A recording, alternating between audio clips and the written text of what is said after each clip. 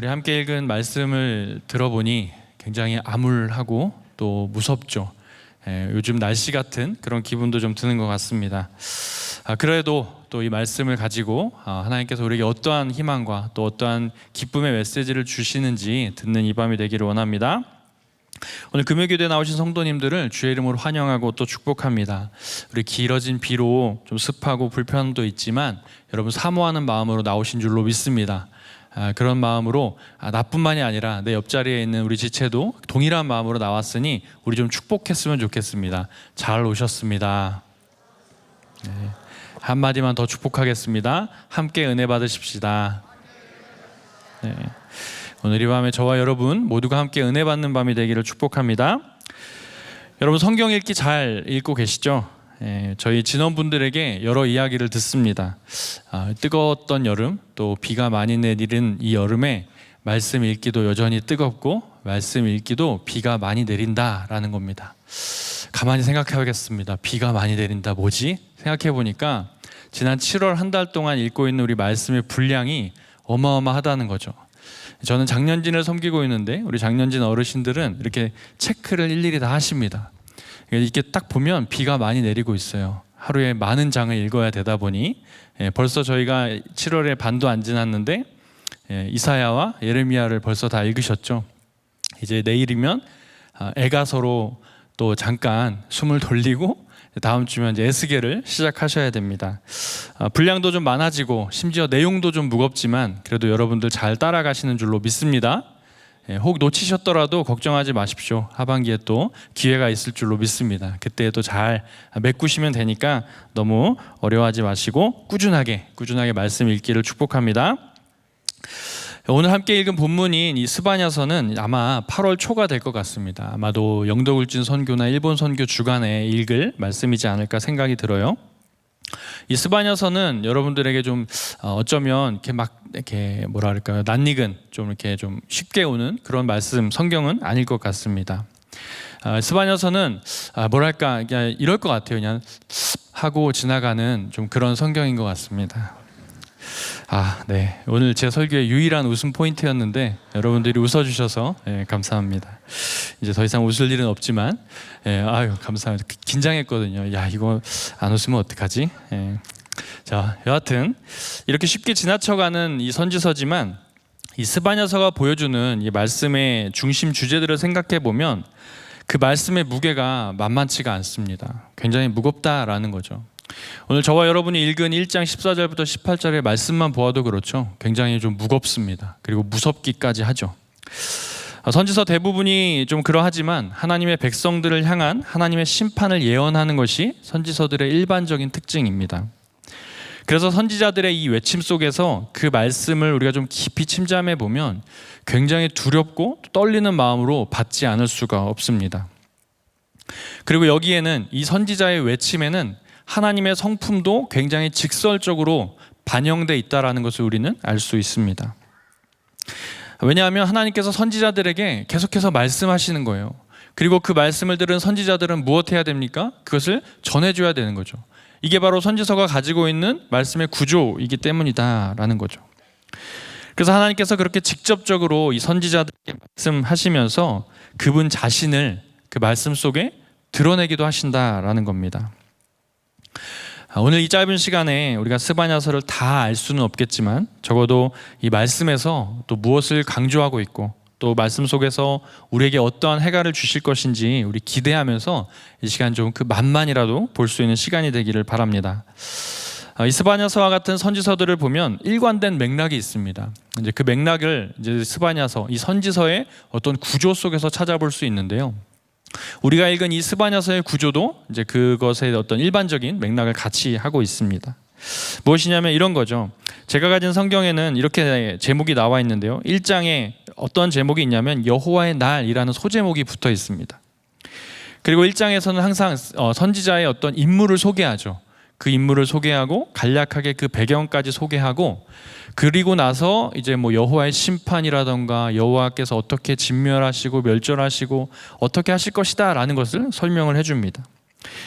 오늘 읽은 이 스바냐서도 비슷하죠. 그래서 여호와의 날이라는 그 제목이 붙어 있고 그 안에는 심판과 멸절, 패망, 벌한다라는 이런 무서운 경고의 말씀이 있습니다. 그리고 이 장에 가면 두 가지 소제목으로 나누어지는데요. 첫 번째는 공의와 겸손을 구하라. 그리고 두 번째는 이스라엘 이웃 나라들이 받을 벌이라는 소제목으로 또 그 구조가 짜여져 있습니다.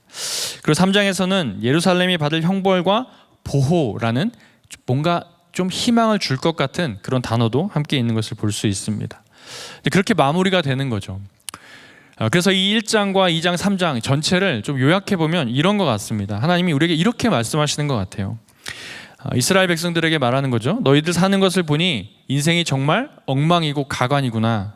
엉망진창이다. 그래서 내가 너희들을 좀 혼내야겠다.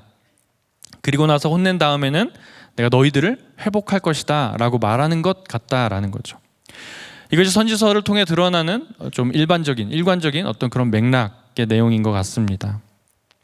이런 거죠. 우리의 상태와 또 우리의 모습을 보여주시면서 하나님을 찾지 않고 떠난 인생에 대한 결말, 그 인생에 대한 모습이 어떠할 것인가 설명한다라는 거예요. 그리고 그렇게 무너진 모습을 일으키고 회복할 것은 누구밖에 없다라는 걸 말씀하고 싶은 겁니까? 여호와 하나님밖에 없다. 우리 주님밖에 없다라는 것을 지금 이야기해 주고자 한다라는 거죠. 즉 하나님이 모든 흐름의 가장 중심에서 주인이 되셔서 지금 말씀하고 계시다라는 것을 우리가 기억하면 좋겠습니다. 여러분, 이렇게 보니까 이 스바냐서를 대하는 저와 여러분의 마음은 좀 어떠합니까? 이 여호와의 날이라고 선포하는 1장의 두려운 말씀을 보면서 나와는 상관없는데, 나와는 상관없는 시대의 사람들인데 내가 그 정도는 아닌데 라고 혹시 생각하고 있지는 않으십니까? 오늘날 만약에 지금 이 시간 이곳 가운데 이 스바냐처럼 여호와의 날을 선포하고 하나님의 메시지를 받은 이가 나타나서 심판이 임할 것이다, 분노의 날이 임할 것이다 라는 것을 외친다면 여러분 어떻게 받아들이시겠습니까? 오늘 우리에게 주어진 이 말씀 속에서 우리가 여호와를 찾지 않을 때 우리 자신의 처지가 또 우리가 어떤 존재가 되어버리는지를 우리가 좀 바르게 직면할 수 있기를 바랍니다. 그리고 우리의 신분과 또 우리의 정체성을 온전히 보여주는 그 말씀 앞에 엎드려지는 저와 여러분, 그런 시간이 되기를 주의 이름으로 바랍니다. 오늘 설교 제목은 인생 중대사라고 했습니다. 뭔가 좀 거창하죠. 그리고 좀 묵직한 기분도 좀 듭니다. 제목을 정하면서도 뭔가 너무 거창한데? 라는 생각이 좀 들었는데 그래도 뭔가 좀 의미가 있을 것 같고 또 그 묵직함을 좀 담을 수 있는 그런 제목일 것 같아서 인생 중대사라는 제목을 붙여봤습니다. 여러분, 이러한 단어를 주로 언제 쓰시나요? 이 인생 중대사라는 이 질문은 어쩌면 좀 우리에게 식상하기도 하면서 또 되게 중요한 것이기도 합니다.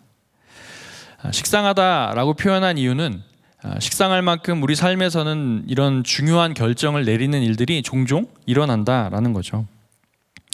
그만큼 자주자주 생각하고 또 그만큼 소중히 여긴다라는 거죠. 대개 인생의 어떤 주기에 따른 어떤 그런 그 과정 속에서 인생 중대사라는 단어를 우리가 사용하기도 합니다. 예를 들면 이런 거죠. 결혼을 앞두고 있을 때 주로 사용하는 말이기도 합니다. 그리고 그 밖에 다양한 중대사가 각자의 어떤 개인의 처한 상황에 따라 일어날 수 있겠죠. 그러면 왜 우리가 이러할 때 중대사라는 이 단어를 쓸까요? 그것은 그 한 사람의 인생, 그 한 사람의 일생에 있어서 그 일이 그 삶을 좌지우지할 만큼 어떤 중요한 방향성을 가지고 있거나 중요한 영향력을 행사할 수 있는 일이기 때문이다라는 거죠. 여러분, 결혼이 그러하죠. 결혼을 앞두고 있을 때 누구와 어떻게 결혼을 하고 어떤 결혼 생활을 하느냐에 따라 그 인생이 달라질 수 있다라는 거죠.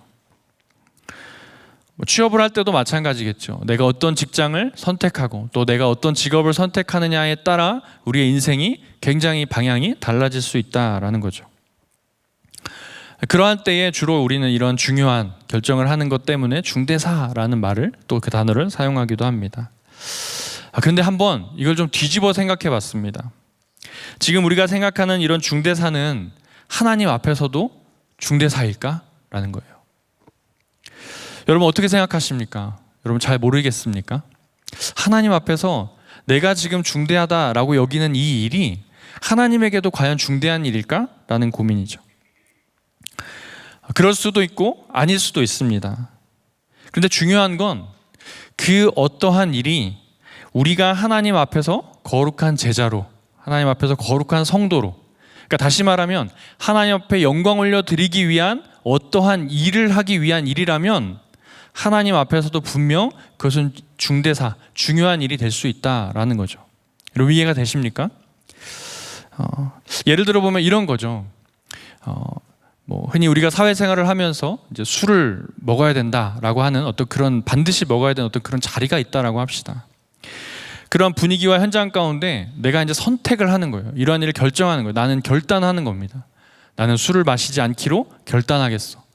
그러나 그것이 어떤 다른 이유가 아니라 하나님의 영광 때문이다라고 한다면 나에게도 중요한 결단이고 일이지만 하나님에게도 중요한 일이고 중대한 일이다라는 거죠.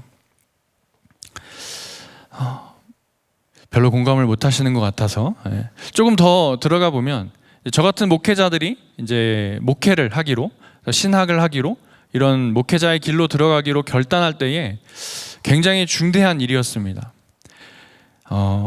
여러분 보시기에 아무것도 아닌 일이 보일 수도 있을지 모르겠지만 개인적으로는 굉장히 중대한 일이죠. 이러한 인생을 살아가기로 결단하는 것. 그러할 때에 어떤 나의 영광을 위해서가 아니라 하나님의 일, 하나님의 영광을 위해서 내가 이것을 결단한다라고 한다면 나에게도 중요한 일이지만 하나님에게 있어서도 중요한 일이다라는 거죠. 여러분의 인생에서는 어떠한 것이 그러한 일인지 잘 모르겠습니다. 한번 이 시간, 오늘 이 밤에 여러분들이 한번 그것을 좀 깊이 들여다볼 수 있기를 바랍니다. 우리 인생의 중대사를 생각해 보면서 내가 선택한 이 일이, 내가 중요하게 결정하는 이 일이 하나님 앞에서도 중요한 일이겠구나라는 것을 우리가 좀 한번 찾아보고 들여다볼 수 있기를 바랍니다. 그러다 보면 우리가 생각하지 못했던, 미처 우리가 생각하지 못했던 어떤 그런 범주 안에 들어와 있는 일들도 하나님에게서는 이것이 참 중요한 일일 수 있구나라는 것을 깨닫게 될 것입니다. 우리 영혼의 가장 중요한 일, 그것이 무엇인지, 또 우리 인생의 영적인 질서를 세우는 그 일에도 우리가 과연 중대사라는 이 개념을 스스로 부여하는지에 대해서 이 시간 한번 생각해 보면 좋겠습니다.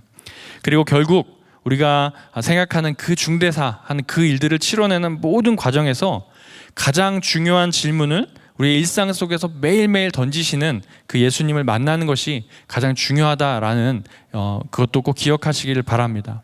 오늘 결론이 아마 이렇게 나겠지만 미리 생각하시면서 같이 함께 말씀을 들여다보기를 원합니다. 스바냐에 나타나는 중심 주제는 여호와의 날입니다. 여호와의 날이라고 한다면 우리는 이제 심판을 떠올리기 쉽죠. 여러분이 생각하는 여호와의 날은 어떤 이미지, 어떤 모습입니까? 심판의 날 혹은 구원의 날. 여러분에게는 어떤 이미지가 좀 더 강하게 들어오십니까? 아마 어떤 분들에게는 심판에 대한 두려움이, 또 어떤 분들에게는 구원에 대한 기대감이 아마 좀 들어올 것만 같습니다. 스바냐가 여호와의 말씀을 외치던 이 당시의 배경을 생각해 보면 남유다의 선한 왕 중 하나인 요시야의 종교개혁이 일어나기 바로 직전의 말씀입니다. 그러니까 이 말은 개혁이 필요했다라는 거예요. 개혁이 필요했다라는 건 다시 말하면 그 상황이, 그 시대가 결코 온전한 시대가 아니었다라는 거죠. 그러니까 당시 이스라엘 백성들의 죄악으로 말미암아 스바냐가 외쳤던 여호와의 날은 심판의 날이고 또 분노의 날이었습니다. 오늘 우리가 읽은 말씀처럼 정말 멸절하게 되는, 멸절해야만 하는 그러한 심판, 그런 분노가 임하는 날이 바로 이 스바냐에서 이야기하는 여호와의 날이다라는 거예요. 그만큼 강력한 하나님의 두려운 심판을 지금 경고하고 있다라는 것이죠. 자, 그렇다면 그들이 왜 그런 심판의 경고를 받아야 됐을까라는 걸 우리가 한번 들여다봐야겠죠. 그들이 범죄한 내용은 이겁니다. 뭐였냐면 그들은 이방신도 섬기고 여호와도 섬겼다라는 거예요. 여호와를 섬기면서 동시에 이방신도 함께 섬겼다라는 거예요. 우리가 알고 있는 것처럼 이스라엘 백성들은 여호와만을 섬겨야 되는 하나님의 백성들입니다. 그런데 그들이 여호와만 섬기는 것이 아니라 이방신도 섬겼다라는 거예요. 여러분, 이거 자체가 얼마나 큰 죄악인지 우리는 잘 알고 있습니다. 그런 배경 속에서 우리 그들이 범한 죄악들을 몇 가지 좀 한번 살펴보겠습니다. 우리 스바냐서 1장 5절 말씀인데요, 자막을 보시면서 같이 한번 한 목소리로 함께 읽겠습니다. 시작.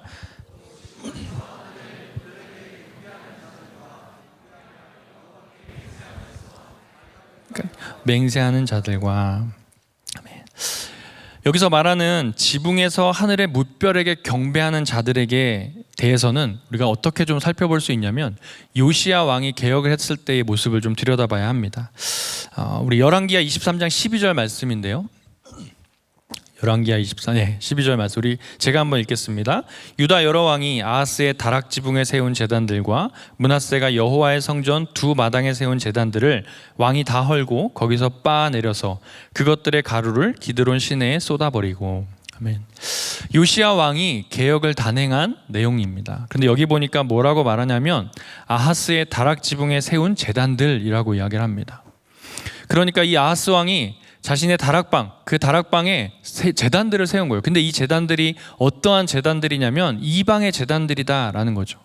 그러니까 요아스가 지금 그것을 헐고 있는 것입니다. 그러니까 스바냐의 경고는 마치 그러한 이들, 그렇게 제단을 세웠던 그들에 대한 심판을 지금 이야기하는 거죠.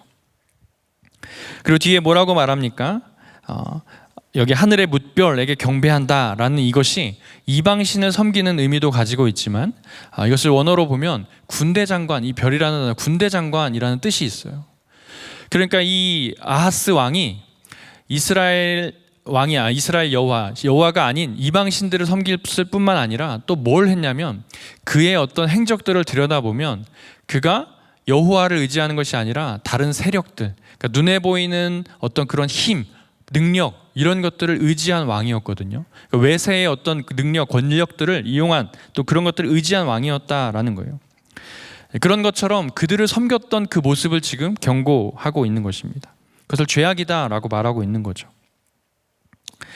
이 아하스 왕은 어떤 왕이었냐면 외세, 하나님보다 그 외세를 더욱더 의존했을 뿐만이 아니라 우상을 숭배하였고요, 또 이방인들의 가증한 풍습을 쫓았습니다.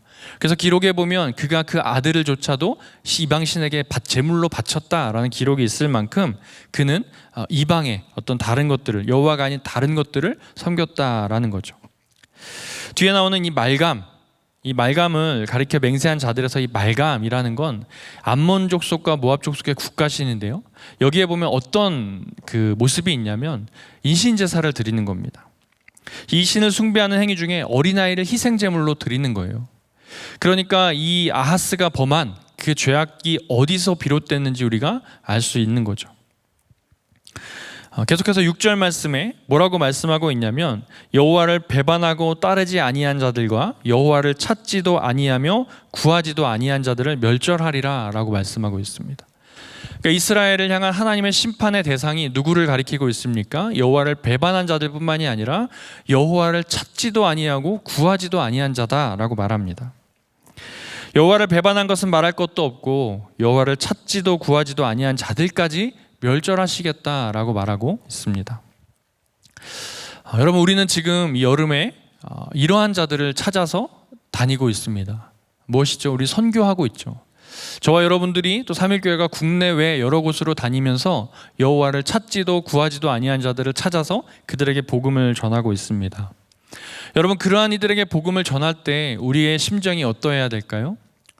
그냥 매년 나가는 모습이니까, 그냥 매년 나가는 선교니까 오늘도 이번에도 내가 이만큼의 선교를 나가야지 라는 것으로 여러분 스스로를 안위하며 그렇게 선교하고 있지는 않으십니까? 내가 이만큼 하면 되겠지라는 마음으로 선교하고 있지는 않나요? 읽진 않았지만 스바냐 1장 10절 말씀에 보면 심판이 임할 때에 어떠한 일이 일어날까에 대해서 설명하고 있습니다. 굉장히 울고 슬프고 무섭고 두려운 모습들, 하나님의 심판이 어떻게 임할지에 대해서 설명해 주고 있는데, 아직 주님을 알지 못했던 자들이 그렇게 심판받을 것이다 라고 생각하면 여러분 불쌍하고 긍휼한 마음이 들지 않습니까? 어쩌면 우리는 그들이 그러한 심판에 거하지 않기를 바라는 마음으로 복음을 전해야 될 것입니다.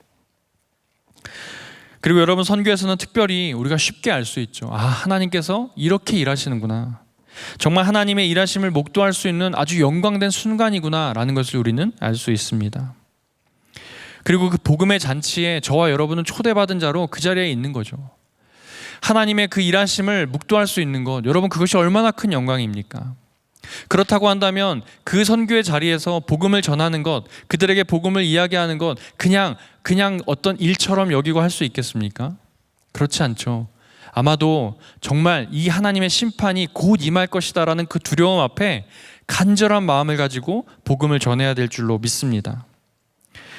우리가 다른 그 무엇보다 이 선교의 마음과 뭔가 모든 것을 우선순위로 하여 달려나갈 때 우리는 주님이 그것을 중대하게 여기는 일이다라고 평가하실 줄로 믿습니다.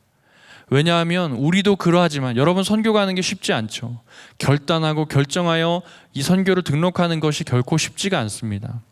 그러기에는 여러분들이 많은 것을 포기하셨어야 했습니다. 여름의 휴가뿐만이 아니라 재정도 포기했어야 될 것이고, 여러분 여름에 좀 쉬어야 되는 그 쉼도 포기하시면서 선교를 택하셨을 때는 분명 여러분 안에 어떤 그런 중대한 결정, 그 마음의 결단, 선택을 하기까지 정말 큰 마음을 여러분 가지셨을 거예요. 근데 그 마음이 무엇에서 비롯된 것입니까? 혹여라도 하나님의 영광이 아닌, 하나님의 일이 아닌 다른 것으로 선택했다면 여러분 그것은 여러분에겐 중대한 일이 됐을지 몰라도 하나님, 여호와에게는 그렇지 않을 수도 있다라는 거예요. 그러니 여러분의 선교하는 그 자리에서 기억해야 될 한 가지는 하나님의 마음을 알고, 하나님의 뜻을 알고, 하나님의 일하심의 그 이유를 알고 그 일에 동참해야 된다라는 거예요.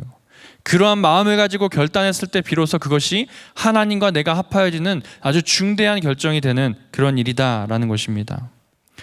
바라기는 앞으로 남은 선교를 가실 우리 3일의 모든 성도님들, 선교대원분들 정말 그러한 마음으로 이것이 그냥 내가 지금은 그저 누구 때문에, 간사님 때문에, 리더님 때문에, 목자님 때문에 내가 선택해 왔지만 그게 아니구나 라고 생각하시고 다시 결단을 돌이키시고 정말 하나님의 마음을 담아 선교에 동참하실 수 있기를 주의 이름으로 바랍니다.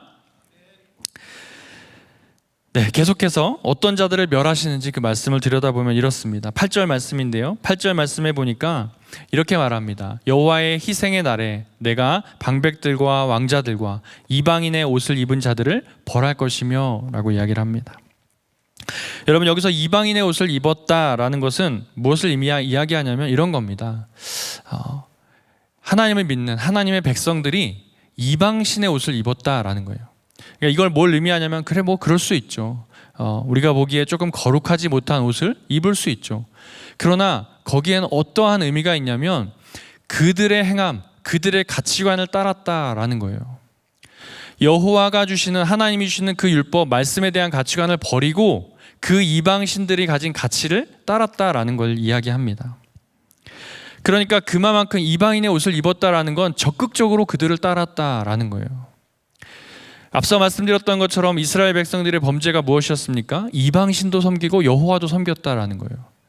우리는 착각할 수 있습니다. 나는 여호와를 잘 믿는데, 나는 여호와를 잘 믿고 있는데 라고 말하면서도 나도 모르게 이러한 것처럼, 이방인의 옷을 입은 것처럼 나도 모르게 나의 생각과 나의 어떤 그 가치관 속에 세상의 것이 들어와 있을 수 있다라는 거예요. 그것에 대한 경고를 지금 이야기하고 있습니다. 9절 말씀도 비슷합니다. 문지방을 뛰어넘었다라고 이야기를 합니다. 그날의 문턱을 뛰어넘어서 포악과 거짓을 자기 주인의 집에 채운 자들을 내가 벌하리라 라고 이야기를 합니다. 여러분 이것은 뭘 의미하냐면, 이것은 좀 참고 구절이 필요한데요, 사무엘상 5장 5절입니다. 우리 한번 말씀을 보겠습니다. 제가 읽겠습니다. 그러므로 다곤의 제사장들이나 다곤의 신전에 들어가는 자는 오늘까지 아스돗에 있는 다곤의 문지방을 밟지 아니하더라. 여러분 이게 무슨 사건입니까? 이 다곤이 이스라엘 괴로 말미암아, 여호와의 괴로 말미암아, 그죠? 다 붙어졌을 때 이제 문지방에 걸터 있던 그 모습. 그래서 그 뒤로 문지방을 밟지 않았더라라고 이야기하는 것입니다. 그러니까 이들에게 있어서 정말 이 하나님의 말씀, 하나님의 말씀보다 더 중요한 것이 무엇이었냐면 이방의 신에 대한 그 가치도 들어가 있다라는 거예요. 혼합되어 있다라는 거예요. 생각해보면 우리도 어렸을 때 이제 뭐 제가 정확하지 모르겠지만 문지방을 밟으면 복 달아난다거나 뭐 그런 이야기들이 좀 있었던 것 같습니다. 다들 젊은 세대여가지고 모르시는지 저도 젊은 세대지만 네. 어쨌든 네, 그런 것처럼 이러한 모습들이 혼합되어 있다라는 거예요. 하나님을 믿고 여호와만을 섬기며 그 말씀대로 따라야 됨에도 불구하고 이런 이방신들을 섬기는 그런 행위들을 같이 혼합해서 섬기고 있다라는 거죠. 그러한 자들을 벌하실 것이다 라고 성경은 말씀은 우리에게 분명하게 말씀해주고 있습니다. 이러한 멸절이 여호와의 심판날에 강하고 급하게 임할 것이다 라고 말하는 거죠. 그래서 이를 세번역 성경에서는 이렇게 설명을 합니다. 득달같이 다가오리다 라는 거예요. 득달같이. 14절, 우리가 읽은 1장 14절의 말씀에 여호와의 날이 득달같이 다가오리다 라고 이야기를 합니다. 여러분, 여기에 나타난 하나님의 마음을 우리가 한번 생각해 보면 좋겠습니다. 하나님의 그 말씀을 들었을 때 그 어조와 분위기를 보면 여러분들이 말씀을 많이 읽으셨으니까 눈치를 채셨을 것 같아요. 여기서 하나님이 가장 중요하게 여기시고 중대하게 여기시는 일이 보여집니다. 여러분, 그것이 무엇입니까? 바로 우리 하나님은 우상 숭배하는 일을 가장 경멸히 여기신다라는 겁니다. 우리 하나님은 주님이 아닌 다른 우상을 섬기는 걸 가장 싫어하신다라는 거예요. 우리 하나님은 하나님의 백성이 자신이 아닌 여호와가 아닌 다른 신을 섬기는 것에 대해서 굉장히 경멸하신다라는 사실입니다. 여러분, 기억하십시오. 우리 주님은 너무너무도 그것을 싫어하십니다. 그래서 여러분 안에 여호와가 아닌 다른 우상들로 가득 차 있다면 우리 주님이 너무도 그것을 보고 안타까워하신다라는 거예요. 여러분, 우리도 어쩌면 우리도 모르게 이 이스라엘 백성들처럼 하나님의 것과 이방의 것들이 혼합되어 있을지 모릅니다. 내가 하나님의 손에 발을 담그고 있으니, 내가 하나님의 편에 그 발을 옮기고 있으니 난 하나님의 사람이야 라고 착각할 수 있습니다. 그러나 나도 모르게 내 안에 여호와의 것이 아닌 다른 이방, 그런 혼합주의적인 다른 색깔들이 우리 안에 있을 수 있다라는 거예요. 하나님은 이러한 것을 정말 누구보다 싫어하심을 우리가 기억할 수 있기를 바랍니다. 그렇다면 하나님께서 그러한 자들을 향해서 이러한 심판의 메시지를 주시면서 하나님의 백성들에게 원하시는 하나님의 진짜 마음은 무엇일까? 우리가 한번 좀 생각해 봐야겠죠. 여러분, 하나님의 진짜 마음은 무엇입니까? 바로 진짜 마음으로 드리는 우리의 제사라는 거예요. 혹은 우리의 마음일 것입니다. 여러분, 하나님이 원하시는 것이 무엇인지 알고 드릴 수 있는 것, 여러분, 그것도 우리의 믿음입니다. 하나님이 원하시는 것은 어떤 큰 재산, 큰 물질도 아닙니다. 오직 여호와를 찾기를 갈망하신다라는 거예요. 여러분, 여호와가 우리를 향해 갈망하고 있습니다. 무엇을 갈망하고 있습니까? 저와 여러분이 바로 여호와를 찾기를 갈망하고 있다라는 거예요. 여러분, 그 해답이 이 스바냐 3장의 말씀을 통해 나타나고 있습니다. 우리 3장 7절 말씀인데요, 제가 한번 읽겠습니다. 내가 이르기를 너는 오직 나를 경외하고 교훈을 받으라. 그리하면 내가 형벌을 내리기로 정하기는 하였지만 너의 거처가 끊어지지 아니하리라 하였으나 그들이 부지런히 그들의 모든 행위를 더럽게 하였느니라. 9절까지 한번 쭉 읽고 말씀 나누겠습니다. 8절입니다. 제가 읽겠습니다. 나 여호와가 말하노라. 그러므로 내가 일어나 벌할 날까지 너희는 나를 기다리라. 내가 뜻을 정하고 나의 분노와 모든 진노를 쏟으려고 여러 나라를 소집하며 왕국들을 모으리라. 온 땅이 나의 질투의 불에 소멸되리라. 우리 9절 말씀 함께 읽겠습니다. 그때에 내가 여러 백성의 입술을 깨끗하게 하여 그들이 다 여호와의 이름을 부르며 한 가지로 나를 섬기게 하리니. 아멘. 여러분, 7절 말씀에 뭐하라 말하고 있습니까? 오직 여호와를 경외하고 교훈을 받으라 라고 말씀하고 있습니다. 그리고 8절에는 여호와를 기다리라 말씀하고 있습니다. 그리고 9절 말씀에는 여호와의 이름을 부르며 한 가지로 여호와를 섬기라 라고 말씀하고 있습니다. 우리 하나님은 다른 것을 요구하지 않으십니다. 큰 물질도 어떤 다른 희생도 원하지 않으시고 그저 여호와의 말씀을 받고 여호와를 기다리며 여호와의 이름을 부르고 여호와만을 섬기기를 바라고 기다리신다라는 거예요. 세상의 어떠한 권력들, 세상의 어떠한 힘과 능력들, 세상의 사람들이 보편적으로 따라가는 그 무엇에 나도 편승해야 될 것만 같은 그런 어떤 것들을 따라가는 것이 아니라 하나님의 말씀을 따라가고 하나님만을 섬기기로 작정하면 된다라는 것입니다. 여러분, 그래서일까요? 여러분, 스바냐와 동시에 활동한 선지자가 바로 예레미야인데요, 우리가 읽고 있었던 예레미야, 오늘 다 끝났지만 예레미야, 또 우리가 매일 새벽마다 묵상하고 있는 이 예레미야에서 말씀하시는 것이 무엇입니까? 바로 여호와를 찾으라는 것입니까? 여호와를 찾으라라는 거예요. 오직 여호와를 찾는 것이 여호와의 심판날에 여호와의 구원의 날로 바꿀 수 있는 유일한 길이다라는 것입니다. 다른 것 없이 우리가 여호와를 찾기만 하면 되는 그 이유는 그분의 마음을 통해 우리가 알 수 있습니다.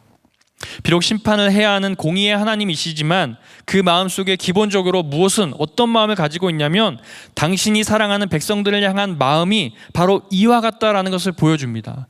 그 말씀이 어디에 나와 있냐면 스바냐 3장 17절 말씀입니다. 너무도 중요한 말씀인데 우리 이 말씀을 한 목소리로 같이 한번 읽겠습니다. 시작.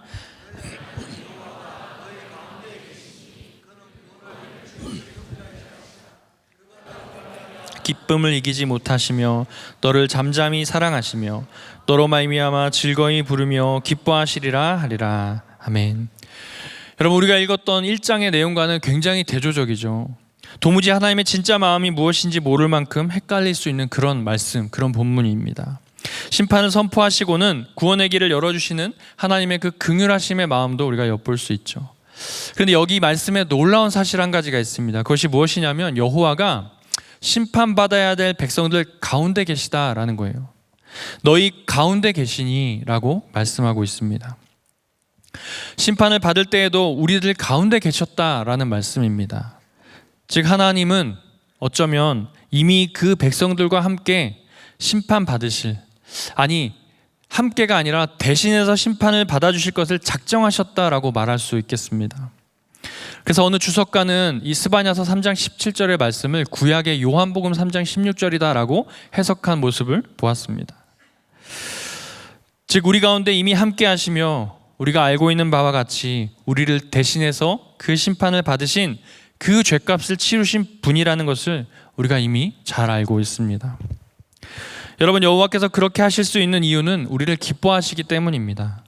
주님이 우리를 기뻐하십니다. 주님이 우리를 즐거워하십니다.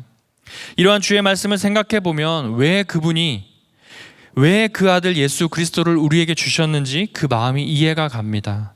왜냐하면 우리를 사랑하셨기 때문입니다. 요한일서 4장 10절의 말씀인데요, 우리 요한일서 4장 10절의 말씀을 제가 한번 읽겠습니다.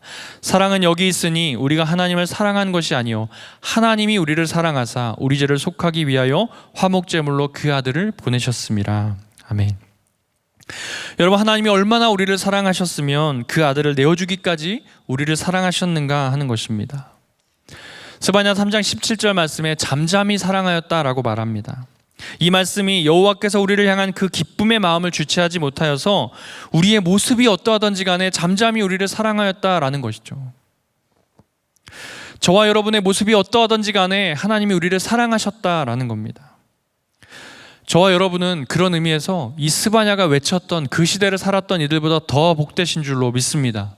왜냐하면 이미 우리에게는 예수 그리스도가 주어졌기 때문입니다. 그러므로 우리는 이 스바냐서 2장 3절의 말씀처럼 여호와를 찾기만 하면 되는 줄로 믿습니다. 여호와의 규례를 지키는 세상의 모든 겸손한 자들아, 너희는 여호와를 찾으며 공의와 겸손을 구하라. 너희가 혹시 여호와의 분노의 날에 숨김을 얻으리라. 아멘. 여호와를 찾기를 주의 이름으로 바라고 축원합니다. 여호와를 간절히 찾으시기를 주의 이름으로 간절히 바라고 축원합니다. 여러분, 여호와를 찾는 우리의 태도는 이러합니다. 주님이 우리 가운데 계셔 주신 것처럼 우리도 세상 가운데 있지만 우리 주님과 같이 세상에 속하지 않은 거룩함으로 세상 가운데 서 있는 것입니다. 다시요, 주님이 우리 가운데 계셔 주셨던 것처럼 우리도 세상 가운데 있지만 주님처럼 세상에 속하지 않은 거룩한 모습으로 세상 가운데 서 있어야 한다라는 것이죠. 그렇다면 우리의 거룩은 어떠한 거룩이 되어야 합니까? 세상과 타협하는 그 어리석음을 가진 이들이 아니라 세상을 이기는 믿음을 가진 담대함으로 세상과 구별된 모습으로 서 있어야 한다라는 사실입니다. 저와 여러분은 이미 그렇게 살아가시는 줄로 믿습니다. 세상의 사람들은 휴가를 가지고 어디로 갈까, 어디서 놀고 올까, 어디서 무엇을 하고 올까 이야기할 때에 저와 여러분은 담대하게 외치지 않습니까? 나는 우리 교회 선교로 내 휴가를 쓸 거야. 그러니 가능하면 이날이 되었으면 좋겠어 라고 말하면서 기도하지 않으십니까? 삼일교회에 있다 보면 성도님들 통해 많은 도전을 받습니다. 과연 내가 목회자가 아니었다면, 과연 내가 일반인이었다면, 과연 내가 그냥 직장을 다니고 회사를 다니면서 정말 1년 동안 유일하게 쉴 수 있는, 정말 마음 편히 쉴 수 있는 그 시간을 하나님을 위해, 하나님의 나라를 위해 그 복음 전하는 일에 정말 드릴 수 있을까? 라고 생각했을 때 감히 나 할 수 있어 라고 말하기가 쉽지 않음을 느낍니다. 그걸 깨닫습니다. 그래서 저 같은 이들이 교역자가 되는 것 같아요. 그래서 어쩌면 목사님 말씀하셨던 것처럼 가장 연약한 자들이 이렇게 목회자가 되어서 그 자리에 서 있는 것 같습니다. 그렇다고 본다면 여러분들은 정말 대단하시고 위대하신 분인 줄로 믿습니다. 그렇다고 여러분들을 높이는 것이 아닙니다. 여러분들에게 그 마음을 허락하신 하나님이 더 위대하신 거죠. 믿으십니까? 이처럼 세상과 타협하는 그러한 모습이 아니라 하나님 앞에 정말 여호와를 찾고 구하는 마음으로 우리의 모든 것을, 우리의 삶을 내어드릴 수 있는 저와 여러분 되기를 바랍니다. 오늘 스바냐서의 저자인 스바냐의 모습만 봐도 그러합니다. 여러분, 스바냐는 왕족이었습니다. 1장에 보니까 자신을 소개할 때에 히스기야의 4대 손으로 자신을 소개합니다. 이 스바냐의 형편도 결국 그렇게 어렵지 않은 형편이었음을 볼 수 있습니다. 그러나 그는 자신이 누릴 수 있는 그 어떤 기득권을 내려놓고 여호와의 말씀을 선포하는 일에 부름을 받았습니다. 남들이 뭐라 하여도 자신에게 주어진 여호와의 말씀을 선포하는 거예요. 정말 남들이 다 다른 길을 걸어갈 때 나는 여호와의 길을 걷겠노라고 선포하는 거죠. 여러분, 오늘 이 스바냐의 말씀 선포 이후에 요시야 왕은 개혁을 이루어냅니다. 이 요시야 왕은 선대 왕들과 다른 길을 걸어가기를 결단하고 개혁을 이루어냅니다. 자신이 행할 수 있는 권력의 크기가 컸음에도 불구하고 그 권력을 위해서 가지고 자신을 위해서 사용할 수 있음에도 불구하고 자신을 위해 사용하지 아니하고 여호와의 영광을 위하여 사용한 이 요시야의 모습만 보아도 그러합니다. 그렇다면 저와 여러분이 할 수 있는 것은 무엇입니까? 어떤 거창한 일을 하자는 것이 아닙니다.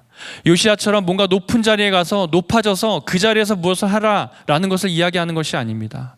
여러분, 아주 작은 것이라도 좋습니다. 그것이 남들이 보기에 뭐 그런 결단을 해 라고 말할 만큼의 작은 것이라도 좋습니다. 정말 작은 것이라도, 설령 내가 오늘 하루 내 주변의 사람들에게 그냥 칭찬을 한마디 하겠어 라는 아주 이 작은 것이라 할지라도, 어쩌면 그보다 더 작은 것이라 할지라도 결단할 수 있는 것, 내가 하루 한 사람에게만이라도 듣든 안 듣든 복음을 전해보겠어 라는 결단을 하는 것도, 이미 선교 등록은 지났지만 이번 여름은 내가 이렇게 지나갔지만 내가 올겨울에는 결단하고 기필코 내가 선교를 가리라 라는 어떤 결단을 하는 것조차도 하나님께서 정말 원하시는 그 마음으로 결단할 수 있기를 바랍니다. 바로 이러한 작은 결단 하나조차도 우리 인생의 중요한 결단이 되어서 여러분들의 인생에 아주 중요한 중대사적인 큰 영향을 미치게 될 줄로 믿습니다. 때로는 여러분이 그리스도의 마음으로 전해준 그 한마디가 사람의 그 말을 들은 그 한 사람의 마음 가운데 정말 따뜻함으로 다가오고 큰 힘이 되어질 수도 있다라는 거죠. 그러니 그 한마디라도 좋으니 정말 작은 결단이라도 매일매일의 삶 가운데 이루어낼 수 있기를 바랍니다. 이번 한 주도 저와 여러분은 무수히 많은 분들을 만났을 것입니다. 그 중에는 어쩌면 우리도 모르게 지나쳐버린 누군가가 있을지 모릅니다. 혹은 선교지를 가서도 나의 피곤함 때문에 내가 선교 대상, 또 나의 어떤 그런 영혼들을 위해서는 잘했을지 모르지만 내 팀원들을 위해선 나의 피곤함 때문에 나도 모르게 실수한 말들이 있을 수도 있습니다. 그것이 어떠한지, 또 그 모습이 어떠하던지 간에 결단하고 다시는 내가 하나님 앞에 이러한 모습으로 서야지, 이러한 모습을 가지고 서야지라는 그런 결단을 할 수 있는 저와 여러분이 되기를 바랍니다. 그러므로 바라기는 우리에게 주어진 이 시간들을 결코 게을리 보내지 마시기를 축복합니다. 여러분, 결혼을 선택하는 일만이 우리의 인생의 중대사는 분명 아닙니다. 여러분, 그보다 더 중대한 일은 하나님의 사람으로 이 땅을 살아가느냐 마느냐 하는 것인 줄로 믿습니다. 그러므로 우리 인생의 중대사는 매일입니다. 매일 이루어집니다. 여러분의 하루하루가 중대하다라는 것이죠. 주님이 우리에게 그러하심과 같이 우리도 주님 앞에서 우리에게 주어진 하루하루를 내 인생의 모든 것인 것처럼 결단하고 하나님 앞에 내어드리는 심정으로 살아갈 수 있는 저와 여러분 되기를 주의 이름으로 바라고 축원합니다. 우리 삼육교회 모든 성도님들은 그러한 마음으로 이 땅을 살아가는 믿음의 결단을 이루기를 주의 이름으로 바라고 축원합니다. 우리 시간 같이 함께 찬양하겠습니다.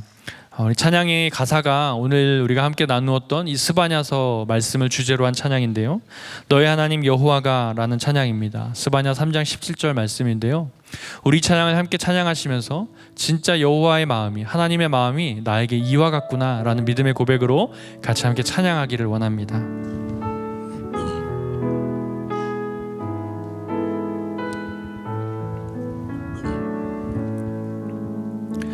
너의 하나님 여호와가 너의 가운데 계시니 그는 구원을 베푸실 전능자시라.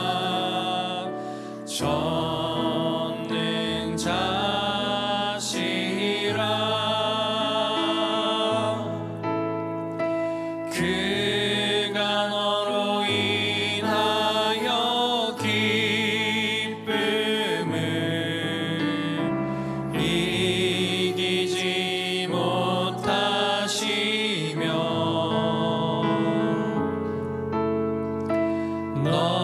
너를 잠잠히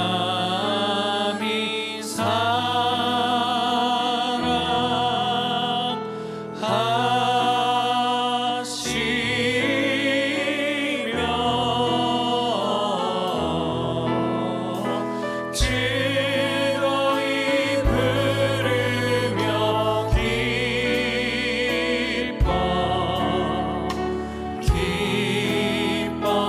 기뻐하시리. 우리 다시 한번 찬양할 때 하나님의 마음을 생각하며 찬양하겠습니다. 너의 하나님, 너의 하나님 여호와가 너의 가운데 계시니 그는 구원을 베푸실 전능자시라.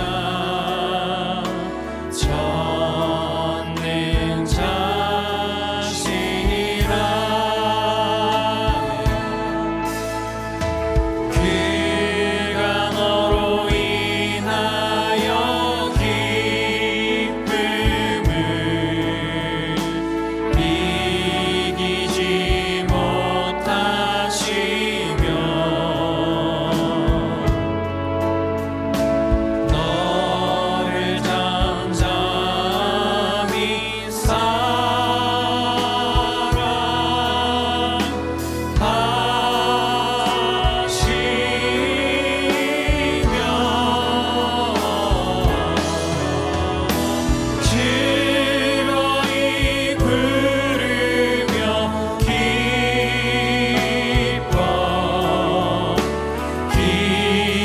기뻐하시리라. 아멘. 우리 시간 같이 함께 기도하기를 원합니다. 우리 시간 기도할 때에 들은 말씀을 기억하며 같이 함께 기도하기를 원합니다. 우리 먼저 같이 함께 감사하며 기도하기를 원합니다. 심판날에 나를 구원하신 주님 앞에 감사하며 기도했으면 좋겠습니다. 너희 하나님 여호와가 너희 가운데 계시니 그는 구원을 베푸실 전능자시라. 그가 너로 인하여 기쁨을 이기지 못하시며 너를 잠잠히 사랑하시며 즐거이 부르며 기뻐하시리라. 우리 주님이 우리에게 이렇게 말씀하고 있습니다. 정말 여전히 부족하고 흠 많은 죄인이지만 그런 나를 기뻐하신다, 그런 나를 바라보시며 기뻐하신다 말씀하고 있습니다. 우리 그 주님 앞에 감사하며 기도하기를 원합니다. 주님 감사합니다. 정말 죄 많은 나를 사랑하시고 부족한 나를 사랑하시고 연약한 나를 사랑하신 주님 감사합니다. 우리 그런 마음을 가지고 주님 앞에 감사하며 기도하며 나아가기를 원합니다. 아버지 하나님, 은혜를 감사합니다. 참 그 은혜를 감사합니다.